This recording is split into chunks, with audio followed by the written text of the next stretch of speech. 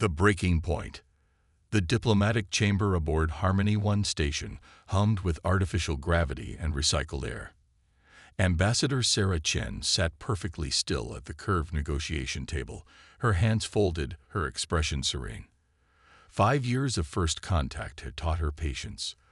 5 years of insults, condescension, and barely veiled threats had forged that patience into something resembling steel. Captain Marcus Rivera stood behind her, rigid in his dress uniform. His dark eyes swept the chamber, cataloging exits, defensive positions, potential threats, old habits from his Special Forces days. The other human delegates flanked them. Dr. Elena Vasquez, with her xenobiology expertise, Trade Representative James Park, and Communications Officer Lisa Torres. All of them had learned to keep their faces neutral during these sessions. Across the polished table, the Galactic Trade Consortium's inner circle gazed down at the humans with barely concealed amusement. High Arbiter Zekthar clicked his mandibles in what passed for laughter among his insectoid species. His compound eyes glittered like black jewels, and his 4 arms gestured dismissively at the human delegation. Ambassador Chen, Zekthar's translator, rendered his chittering speech into sterile English. Your species continues to disappoint this council with petty complaints. Sarah's jaw tightened almost imperceptibly.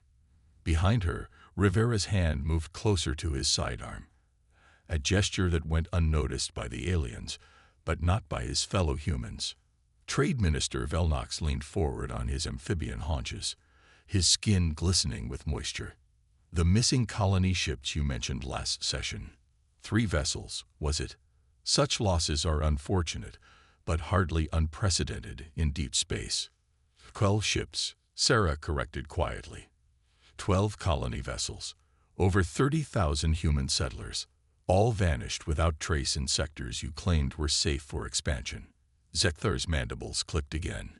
Space is dangerous, little mammal. Your species insisted on spreading beyond your capabilities. Natural selection at work. Dr. Vasquez shifted uncomfortably in her seat. Her fingers tapped against her data pad. Morse code. Rivera caught it immediately. The pattern spelled out 2 words. They know. Sarah caught the signal too. Elena had been monitoring alien communications, tracking their cargo manifests, following money trails through the consortium's labyrinthine trade networks. What she discovered made Rivera's blood run cold. Natural selection, Sarah repeated, her voice still controlled. An interesting choice of words, High Arbiter. Indeed. Zekthar preened, his wings rustling beneath his ceremonial robes. The strong survive. The weak become resources. The word hung in the recycled air like poison gas. Sarah's fingers tightened slightly on the table's edge. Only Rivera noticed. He'd seen that gesture before, during the Luna negotiations 3 years ago. The ambassador was approaching her breaking point. Velnox's throat sac inflated with what might have been amusement. Your missing colonists have found new purpose, humans. Their labor contributes to the greater galactic economy. They should be honored. Labor, Sarah whispered. Slavery, Rivera said flatly. The chamber fell silent. Even the station's background hum seemed to pause. Zekthar's compound eyes fixed on the captain with predatory intensity. Captain Rivera. The High Arbiter's voice carried a dangerous edge. You will mind your tone in this chamber. Or what? Rivera's hand settled on his weapon's grip. You'll make us disappear like the others. Marcus. Sarah's voice was barely audible, but it carried absolute authority. Rivera's hand moved away from his sidearm, but his stance remained ready. Zekthar rose to his full height, nearly 8 feet of chitinous nightmare. His 4 arms spread wide in a display of dominance. Your species requires discipline, Ambassador. Perhaps a trade embargo would teach you proper respect. Or perhaps, Velnox added with glistening enthusiasm, a formal annexation. Your people clearly cannot govern themselves effectively. Sarah stood slowly. Her movement was graceful, controlled, but Rivera recognized the coiled tension in her posture. 5 years of diplomatic service had taught her to read alien body language, to navigate their complex social hierarchies, to find compromise where none seemed possible. But 5 years had also shown her exactly what these beings truly thought of humanity. Ambassador Chen, Zekthar loomed over the table. You will sit. This discussion is not concluded. Sarah looked up at the towering insectoid. Her voice, when it came, was perfectly calm. Yes, it is. The words hit like a thunderclap. Even the other aliens, the crystalline Chevor delegates, the energy being Lumtai, the reptilian Korth, turned to stare. No one spoke to the High Arbiter that way. No one. Zekthar's mandibles spread wide, revealing rows of serrated teeth. You forget yourself, human. No, Sarah replied quietly. I remember myself. She reached into her diplomatic pouch and withdrew a small data crystal. Her movements were deliberate, unhurried. She placed the crystal on the table's surface and activated it with a gentle touch. A holographic display materialized above the table. Images flooded the chamber, slave camps on distant worlds, human colonists working in alien mines, children separated from families, entire settlements reduced to labor pools. The footage was damning, incontrovertible. 12 ships, Sarah said, her voice carrying across the stunned chamber. 30,000 people. Your labor contributors have names, High Arbiter. They have families.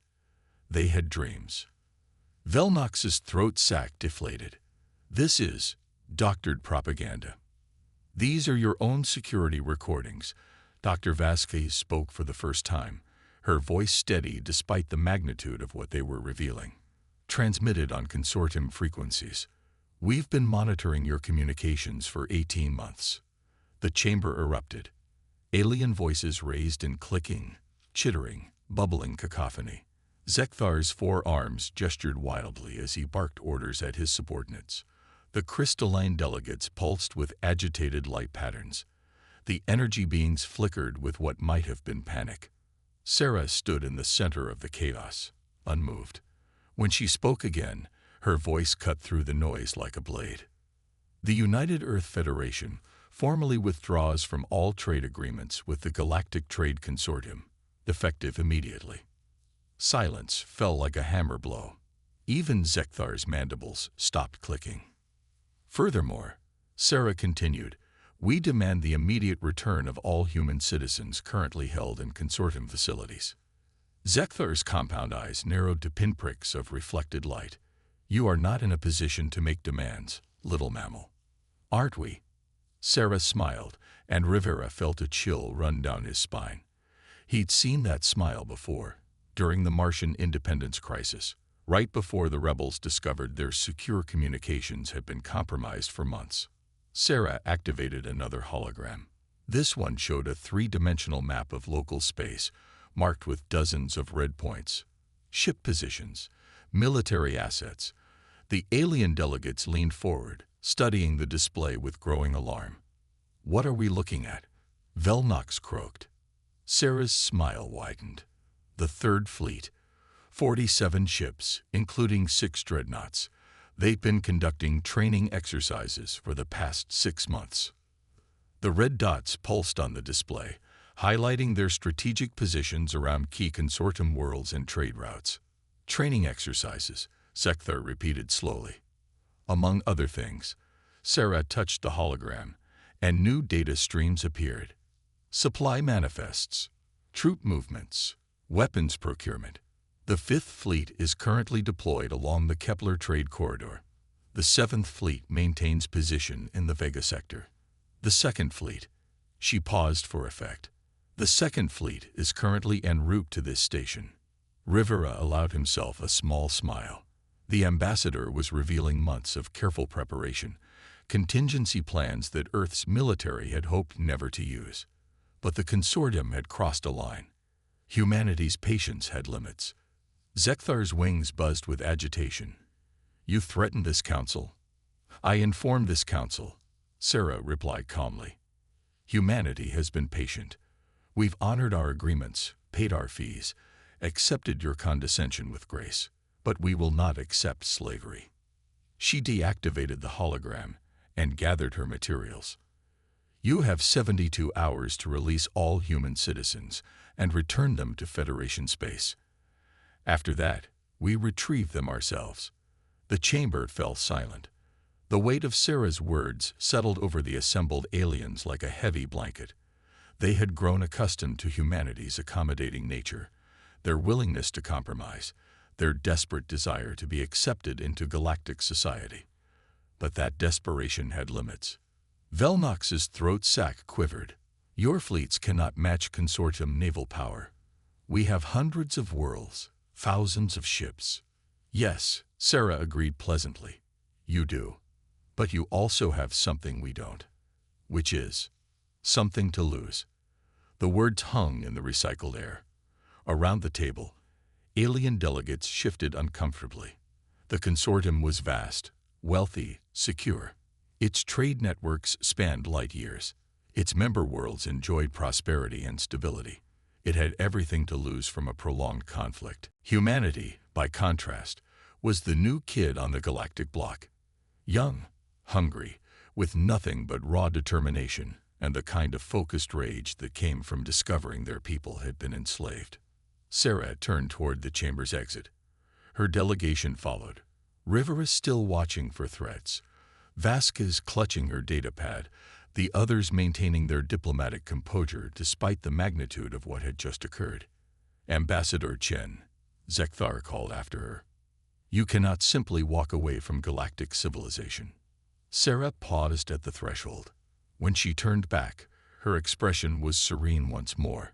But Rivera caught the steel beneath her composure, the cold calculation that 5 years of alien politics had forged in Earth's finest diplomat. High Arbiter, she said quietly, we're not walking away. We're standing up. The chamber doors sealed behind the human delegation with a soft pneumatic hiss. In the corridor beyond, Rivera finally allowed himself to breathe freely. Ambassador, he said quietly, the Second Fleet isn't actually en route, is it? Sarah's smile was enigmatic. Captain, what makes you think I was bluffing about anything? Behind them, through the sealed doors, alien voices rose in heated argument. The consortium was facing something it had never encountered before. A species that refused to be intimidated, that had planned for this moment, that was willing to fight for its people. The polite phase of human-alien relations was over. What came next would reshape the galaxy. As they walked toward their shuttle bay, Sarah's communicator chimed with an encrypted message from Earth. Her smile widened as she read it. What is it? Rivera asked. Orders from the Federation Council, Sarah replied. Operation Homecoming is authorized. All fleets are moving to intercept positions. Rivera nodded grimly. The consortium had 72 hours to return humanity's stolen people. After that, they would learn what happened when Earth's diplomats stopped being polite and started being human. The Reckoning. 48 hours after Ambassador Sarah Chen walked out of the consortium chamber, High Arbiter Zekthar discovered that humanity had not been bluffing about anything.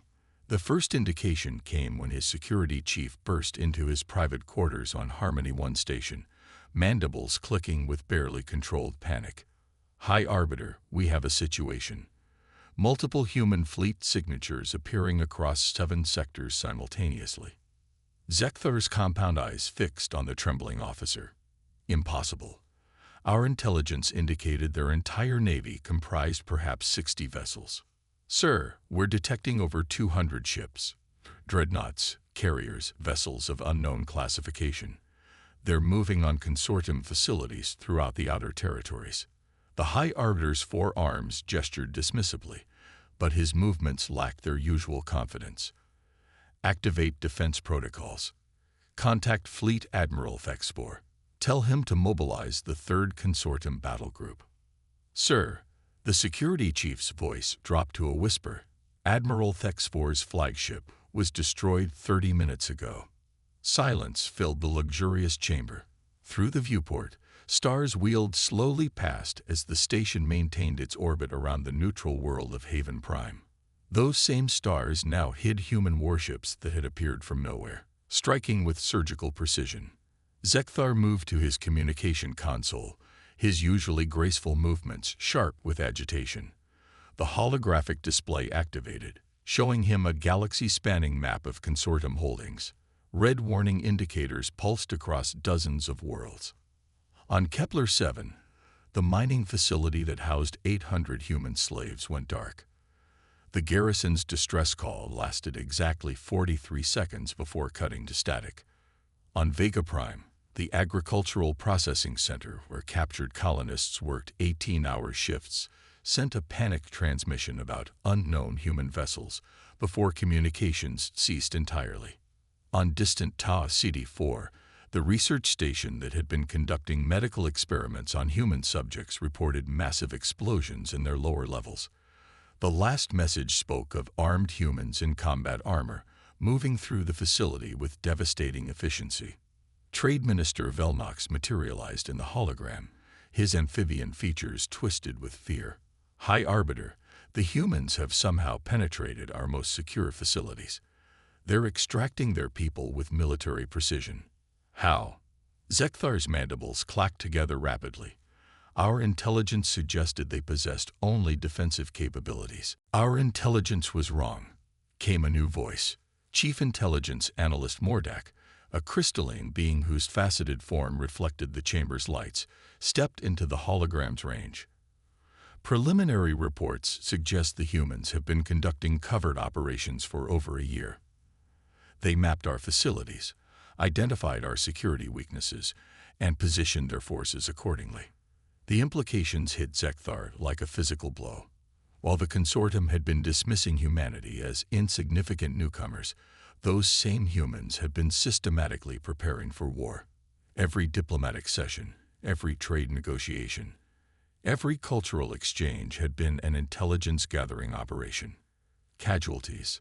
Zekthar forced the words through his translator. Mordak's crystalline form pulsed with uncomfortable light patterns. Minimal. The humans are. Surgically precise. They neutralize security forces, but focus primarily on extraction. They're not trying to conquer territory. They are rescuing their people. Another communication burst through the holographic display. Captain Rivera's scared face filled the screen, but he wore combat armor now instead of his dress uniform. Behind him, Zekthar could see the interior of what looked like a military command center. High Arbiter. Rivera's voice carried the calm professionalism of a veteran soldier. I thought you should see this. The image shifted to show a massive cargo bay filled with humans. Men, women, children, all bearing the marks of forced labor, but alive, conscious, and being tended to by human medical teams. These weren't random civilians. These were the missing colonists, the vanished settlers, the labor contributors the consortium had dismissed so casually. The mining facility on Kepler-7 has been secured, Rivera continued. We're currently treating 837 human citizens who were enslaved here. Similar operations are proceeding across 12 systems. Zekthar's forearms trembled with rage.